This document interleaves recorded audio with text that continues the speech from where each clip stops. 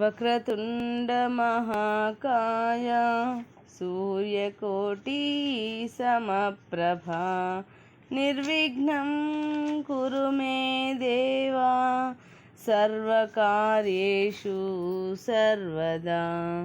గురుబ్రహ్మా గురుర్విష్ణు గురుర్దేవో మహేశ్వరః గురుః సాక్షాత్ పరబ్రహ్మ తస్మై శ్రీ గురవే నమః. శ్రీమద్ విరాట్ పోతులూరి వీరబ్రహ్మేంద్ర స్వామి వారి సంపూర్ణ జీవిత చరిత్ర. 18వ రోజు పారాయణం. శ్రీ వీరబ్రహ్మం గారికి నవాబు ఆహ్వానము.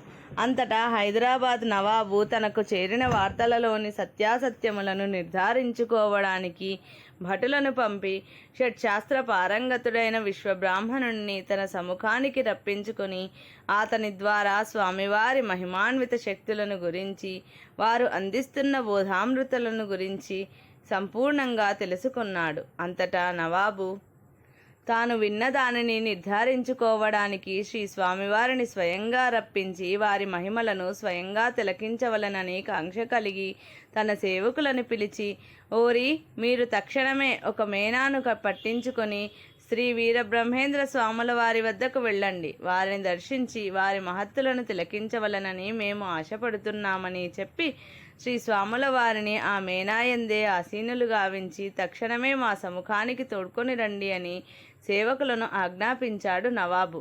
నవాబు ఆదేశానుసారం అతని సేవకులు ఒక మేనాను సిద్ధం చేసుకుని స్వాముల వారి వద్దకు బయలుదేరారు.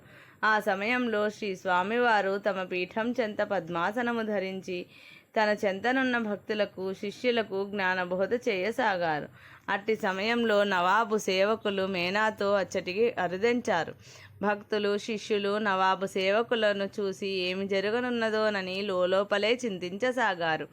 అంతలో ఆ సేవకుల అధికారి వచ్చి స్వామివారి చెంతకు వచ్చి వారికి సలాములు చేసి, సలాం అలైకుం స్వామీజీ, మేము నవాబు గారి సేవకులం.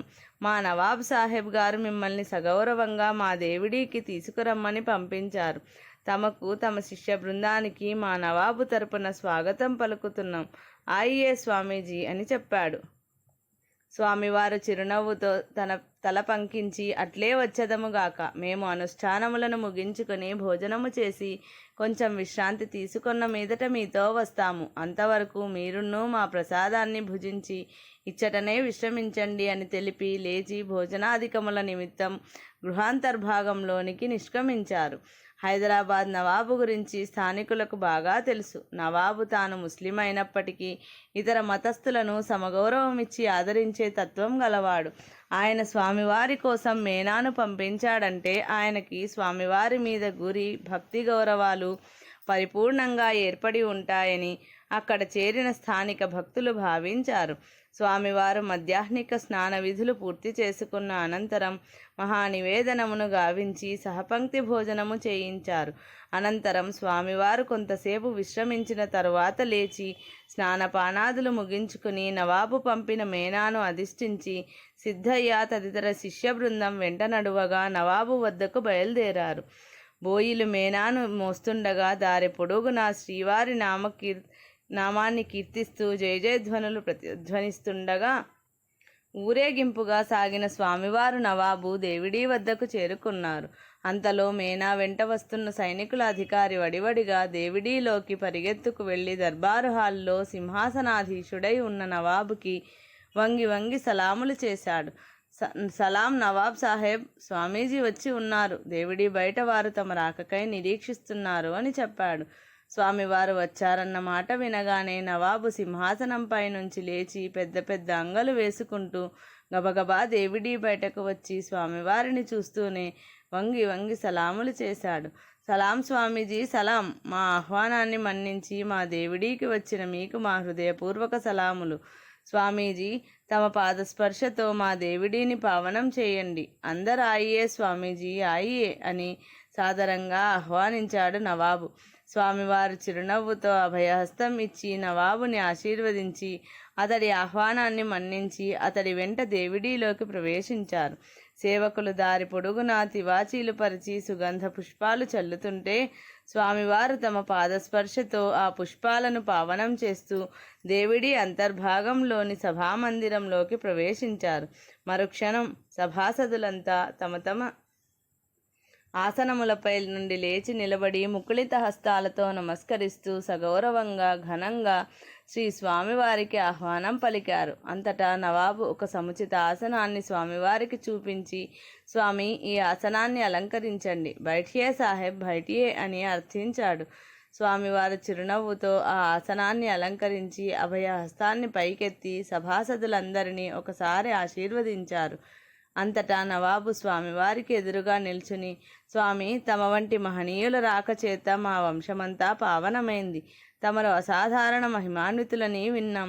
ఎందరెందరికో దివ్యానుభూతులను కలిగించి దివ్య జ్ఞాన వైరాగ్యాలను ప్రబోధించారని విన్నాం. తమ వంటి బ్రహ్మజ్ఞానుల పాదధూళి శిరస్సున దాల్చినప్పుడే కదా మా వంటి వారలు ధన్యులయ్యేది. అట్టి బ్రహ్మజ్ఞానాన్ని తమ వద్ద నుండి ఉపదేశము పొందవలనన్నదే నా ఆకాంక్ష.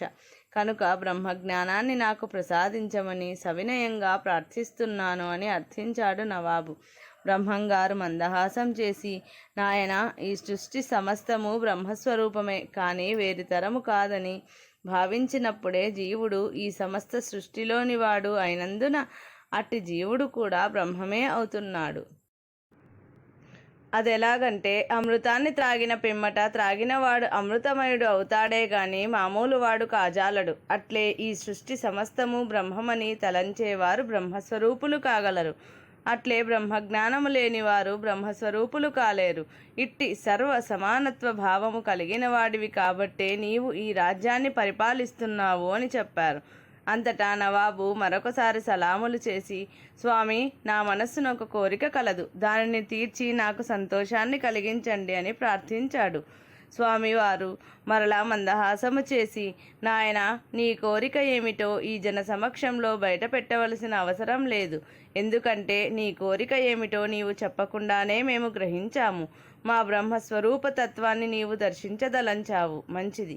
నీవు ఇప్పుడే ఒక చెంబుతో నీకు ఇష్టమైన నూతి నుండి చెంబుడు నీళ్లు తెప్పించి మాతో మా వెంట మా బసకు రా అని చెప్పారు. నవాబు సంతోషంతో తల ఊపి, అలాగే స్వామి, తమ ఆజ్ఞను శిరసావహిస్తాను అన్నాడు. అంతటా నవాబు సేవకులను పంపించి తమ దేవిడిలో ఉన్న ఒక బావిలో నుంచి చెంబుడు నీళ్లను తెప్పించి స్వామివారు మేనాలో బయలుదేరగా వారి వెనుక నవాబు నీళ్ల చెంబుతో అనుసరించాడు. స్వామివారు ఏదో మహిమను చూపబోతున్నారని భావించిన సభాసదులు వారందరినీ అనుసరించారు. అలా అంతా కలిసి ప్రయాణం చేసి స్వామివారి బసకు చేరుకున్నారు. స్వామివారు తమ పీఠం వద్దకు చేరుకుని అచట వెలుగుతున్న దీపపు ప్రమిదలను నవాబుకు చూపిస్తూ, నాయన, బ్రహ్మజ్ఞాని యొక్క మహిమను గ్రహించవలనని నీకు ఆసక్తి కలిగింది. నీళ్లతో దీపాలను వెలిగించువాడే బ్రహ్మజ్ఞాని అని నీ మనసులో భావించావు కదూ. మంచిది. ఈ పీఠము వద్ద వెలుగుతున్న ప్రమిదలలో నీకు ఇష్టమైన, నీకు నచ్చిన ప్రమిదలో నీ వెంట తెచ్చిన నీటిని పొయ్యి. ఆ చెంబు నీది, అందులో ఉన్న నీరు నీ దేవిడిలో గల బావిలోనివి. ఆ నీటితో ఈ దీపము ప్రజ్వరిల్లునో లేదో స్వయంగా ప్రయత్నించి తెలుసుకో. లేదా ఒక కొత్త ప్రమిదను తెప్పించి నీవు స్వయంగా వత్తిని తయారు చేసి దానిలో వేసి నీ చెంబులోని నీటిని ఆ ప్రమిదలో పోసి ప్రమిదను పీఠము ముందుంచి వత్తిని వెలిగించు. ఆ దీపం నిరభ్యంతరంగా జ్వాజల్యమానంగా ప్రకాశిస్తుందో లేదో నీ అనుభవపూర్వకంగా నీవే తెలుసుకో అని చెప్పారు. స్వామివారి మాటలు వింటూనే విస్తుపోయాడు నవాబు. అతడు లోపలే చింతిస్తూ, ఆహా, ఏమి ఆశ్చర్యము! నా మనసులో నేనేదైతే ఊహించుకున్నానో దానిని నేను బయట పెట్టకముందే ఈ స్వాములవారు ప్రకటించారంటే ఈయన నిశ్చయంగా భవిష్యత్తునెరిగిన భగవంతుడు తప్ప వేరు కారు. నేను తనని ఏ విధంగా పరీక్షించదలుచుకున్నానో దానిని యథాతథంగా నా చేత ఆచరింపచేయిస్తున్న ఈ మహానుభావుడు అవతార పురుషుడే తప్ప వేరు కాదు. ఇతడే మానవ రూపాన్ని ధరించిన భగవంతుడని నా మనస్సు పదే పదే ప్రబోధిస్తుంది. మంచిది. నా మనస్సాక్షి చెబుతున్న దాన్ని స్వానుభవంతో గ్రహిస్తాను. స్వామివారు చెప్పినట్టే చేసి సత్యాసత్యాలు నిర్ధారించుకుంటాను అని లోపలే నిశ్చయించుకున్నాడు. అంతటా నవాబు కొత్త ప్రమిదను తెప్పించి తానే స్వయంగా దూదితో ఒత్తిడి చేసి ఆ ప్రమిదలో వేసి దానిని గురుపీఠము వద్ద ఉంచి ఆ ప్రమిదలో తన చెంబుతో తెచ్చిన నీటిని పోసి గురుపీఠమునకు మనస్ఫూర్తిగా నమస్కరించి వత్తిని వెలిగించాడు. ఆశ్చర్యము, మహాశ్చర్యము! నవాబు నీరు పోసి వెలిగించిన ప్రమిదలోని వత్తి దీపశిఖతో ప్రజ్వరిల్లింది. ఆ పీఠము ముందున్న దీపములన్నింటికంటే మిన్నగా నవాబు వెలిగించిన దీపము, నీరు పోసి వెలిగించిన దీపమే అమిత కాంతితో ప్రకాశించసాగింది. ఆ అద్భుత మహిమాన్విత దృశ్యాన్ని చూస్తూ నవాబు, ఆయన వెంట వచ్చిన వారు ఆశ్చర్యానందములతో అప్రతిభులయ్యారు. ఆ మహిమనుగాంచిన స్వామివారి శిష్యులు ముక్త కంఠంతో శ్రీ శ్రీ శ్రీ వీరబ్రహ్మేంద్ర స్వాముల వారికి జయహో, జయ జయహో అంటూ నినాదాలు చేశారు. అంతమందిలోనూ ఎటువంటి భావావేశాలను ప్రదర్శించిన వారు ఇద్దరే ఇద్దరు. ఒకరు శ్రీ స్వామివారు, వారికి ఇటువంటి మహత్తులు సహజ సామాన్యం. రెండవ వారు సిద్ధయ్య. సిద్ధయ్య దృష్టిలో ఆ మహిమల కన్నా స్వాముల వారి సేవాభాగ్యమే మిన్న. నవాబు తేరుకుని చేతులు జోడించి, స్వామి, నేనెంతటి అవివేకినో ఇప్పుడు తెలిసింది. బ్రహ్మజ్ఞాన తత్వ పరమార్థాన్ని తమ పాద సేవనలో చూపిస్తున్న ఈ సిద్ధయ్య ఎంతటి జ్ఞానో ఇప్పుడు అర్థమైంది. స్వామి, ఈ సృష్టి సమస్తము పరబ్రహ్మ స్వరూపమేనని గ్రహించిన వారు తన గురువులో బ్రహ్మను చూస్తాడు, తనలో బ్రహ్మను చూస్తాడు. తనలోనూ తన గురుదేవునిలోనూ ఉన్నది బ్రహ్మమేనన్న సత్యాన్ని గ్రహిస్తాడు. ఆ సత్యాన్ని గ్రహించిన వాడే గురు శిష్యుల తారతమ్యాన్ని పాటించడు. తమ కరుణ చేత ఈ సిద్ధుని సేవలో నేను పరబ్రహ్మమును దర్శించగలిగాను. తమరిని, ఈ సిద్ధయ్య గారిని శిష్య పరివార సమేతంగా నా మందిరానికి ఆహ్వానిస్తున్నాను. తమరు నా అభ్యర్థనలు మన్నించి సపరివార సమేతంగా మా దివాణానికి వచ్చి మా ఆతిథ్యాన్ని, పాదపూజని స్వీకరించి మీ ఆశీస్సులతో మమ్ము, మా పరిజనాన్ని కృతార్థులను గావించమని ప్రార్థిస్తున్నాము అని అర్థించాడు. బ్రహ్మం గారు ఆ ఆహ్వానాన్ని మన్నించారు. అనంతరం నవాబు స్వామి వారిని ఊరేగింపుగా తన దివాణానికి తీసుకుని పోయి సింహాసనాధీశుణ్ణి గావించి వారికి పాదపూజ చేసి స్వామివారి పాదోదకాన్ని స్వీకరించి పరమానందభరితుడయ్యాడు. తదుపరి సిద్ధయ్యను కూడా సముచిత రీతిన సత్కరించి సన్మానించాడు. ఆ తదుపరి స్వామివారికి, వారి శిష్య బృందమునకు, స్వామివారిని దర్శించటానికి వచ్చిన 50 మందికి షడ్రసోపేత విందు భోజనాలు వండి వడ్డించి అందరినీ సంతృప్తిపరచాడు. ఆ తదనంతరం స్వామివారిని ఉచితాసనంపై అధిష్ఠింపజేసి నవాబు స్వామివారి చెంత నిలిచి వినయంగా చేతులు జోడించాడు. స్వామి, తమరు భూత భవిష్యత్ వర్తమానాలు ఎరిగిన భగవత్ స్వరూపులని నాకు అవగతమైంది. నా మనసులో అనుకున్న సంకల్పాన్ని నేను బయటపెట్టక పూర్వమే మీరు గ్రహించి చెప్పి దాన్ని నెరవేర్చారు. ఇంతటి మహిమ చూపిన వారు సామాన్యులు, మానవులు కానే కారు. కనుక నిశ్చయంగా తమరు మానవ రూపాన అవతరించిన భగవంతుడే. స్వామి, తమరు నా ప్రార్థనను ఆలకించి నా రాజ్య యోగక్షేమ భవిష్యమును తెలుపమని హృదయపూర్వకంగా వేడుకుంటున్నాను. ఇక మీ చిత్తము నా భాగ్యము అన్నాడు నవాబు వినయ విధేయతలతో. ఆ మొరలాలకించిన స్వామివారు నవాబు పట్ల కరుణాంతరంగులై అతడికి కాలజ్ఞానమును ఇలా బోధించారు. బ్రహ్మం గారు హైదరాబాద్ నవాబుకు చెప్పిన కాలజ్ఞానం. వత్సలారా, పాప భూయిష్టమవుతున్న ఈ లోకములో దుష్టశిక్షణ, శిష్టరక్షణ గావించడానికి నేను ఈ కలియుగాంతమునందు శ్రీ వీరభోగ వసంతరాయలనై అవతరిస్తాను. అలా నేను అవతరించడానికి ముందుగా కొన్ని ఉత్పాతములు సంభవిస్తాయి. అవి ఏవంటే, కాశీపట్టణమునకు ఆవలగండకి నదీనందు సాలగ్రామములు నృత్యములు చేస్తాయి, జనులతో మాట్లాడుతాయి. లక్ష్మీదేవి నా వెనుకనే వస్తుంది, ఇతరులను ఏడిపిస్తుంది. ప్రయాగ తీర్థమందు నీరు లేక జనులు నిలిచి ఉంటారు. సరస్వతీదేవిని అంగడిలో పెట్టి అమ్ముకుంటారు. ముందు కాలములో మూసీ నది పొంగి హైదరాబాద్ పట్టణమంతయు ముంచివేస్తుంది. పిమ్మట ఈ వంశీయులిద్దరూ తిరిగి ఈ పట్టణమును పునరుద్ధరణ చేసి అభివృద్ధికి తెస్తారు. ఈ రాజ్యమునందున్న అరణ్యాలన్నీ పంట భూములవుతాయి. శ్మశాన భూముల యందు భక్తులు ఆవాసాలు నిర్మించుకుంటారు. పల్లెలు పట్టణాలవుతాయి. చంద్రమతీదేవి కళలు తగ్గిపోతాయి. కొల్హాపురము వృద్ధి చెందుతుంది. చిరుకుర్తి 12 ఆమడల పట్టణము అవుతుంది. వినుకొండకు పడమర భాగమందు 8 పుట్ల వరహాలు తీసి కోమట్లకు ఇస్తారు. ఉప్పుమాగునూరులో ఉత్పాతములు పుడతాయి. భక్తులైన నరులంతా జీవించి ఉంటారు. అద్దంకి నాంచారమ్మ నరులతో మాట్లాడుతుంది. దేవరహస్యాలు వెల్లడి చేస్తుంది. కావేరి ఉప్పొంగుతుంది, సముద్రంలో అమృతం ఉప్పొంగుతుంది. ఇవన్నీ నా రాకకు నిదర్శనాలు. నేను వీరభోగ వసంతరాయలుగా వచ్చే ముందు ఇవే కాక మరికొన్ని విచిత్రాలు కూడా జరుగుతాయి. అవి ఏవంటే, శ్రీ రంగనాయకుల వద్ద ఆకాశవాణి వాక్కులు వినిపిస్తాయి. స్త్రీలు పరపురుషులతో కూడి ఆభరణములు, వస్త్రములు తెమ్మని అడుగుతారు. ఇదే మీకు గుర్తు. తన్ను తానే బ్రహ్మమని తెలుసుకున్న రాజయోగులకు మాత్రమే నా దర్శనమవుతుంది. తతిమ్మ దుష్టులంతా రాక్షస గుణములు కలిగిన వారై ధూతతర్తుల వలె అక్రమంగా మాట్లాడుతారు. స్వర్ణముఖి యందు 10 మంది మహాత్ములు పుడతారు. అప్పుడు నాయుడుపేటలో ఉన్న ధనమంతా నాశనమైపోతుంది. మున్ముందు కాలంలో ముత్యమంత బంగారమైనా దొరకదు. తూర్పు దేశమంతా నవనాగరికత నేర్చి ధనహీనులై దరిద్రులైపోతారు. ఇత్తడికి బంగారముతో సమానమైన ధర లభిస్తుంది. కొండవీటి సీమయందు గుణవంతులు పుడతారు. బంగాళాదేశము జలప్రళయమై ప్రజలందరూ జలములందు అంతరించిపోతారు. 25 అక్క చెల్లెళ్ళు ఏకముఖులై దుర్గా కళ్యాణం గావిస్తారు. కొంకణ దేశంలో గోవుల వలన మోక్షానికి అధికారులవుతారు. మలయాళ, పశ్చిమ మహారాష్ట్ర, కర్ణాటక దేశాలలో నా స్వరూపాన్ని గాంచిన వారు సాయుధ్యమును పొందుతారు.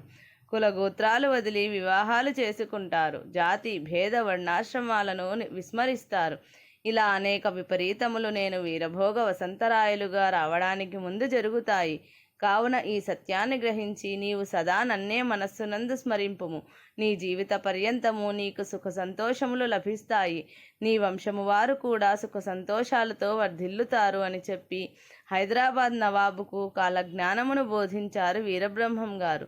అంతేకాక మరికొన్ని దేవరహస్యాలను కూడా అతనికి బోధించారు.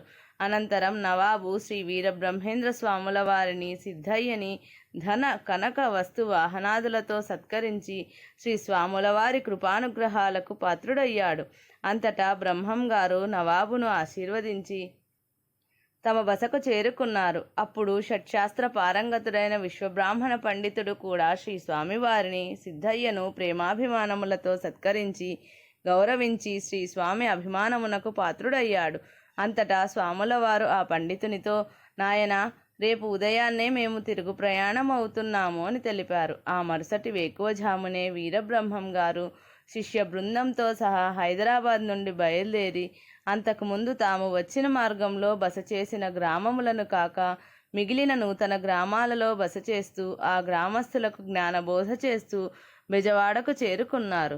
బెజవాడ యందుగల కృష్ణవేణి నదీ జలములలో పవిత్ర స్నానములు ఆచరించి తన ఇష్టదైవమైన శ్రీ కనకదుర్గాదేవిని దర్శించుకుని ఆ దుర్గమ్మకి ధూప దీప నైవేద్య తాంబూలాలు సమర్పించి ఆ తల్లి ఆలయమునందే 5 రోజులు బస చేసి అనంతరము దక్షిణ దేశ సంచారమునకు శ్రీ వీరబ్రహ్మం గారు, సిద్ధయ్య శిష్య పరివార సమేతంగా బయలుదేరారు. ఇది శ్రీ పోతులూరి వీరబ్రహ్మేంద్ర స్వామి జీవిత చరిత్ర 18వ రోజు పారాయణం సంపూర్ణం.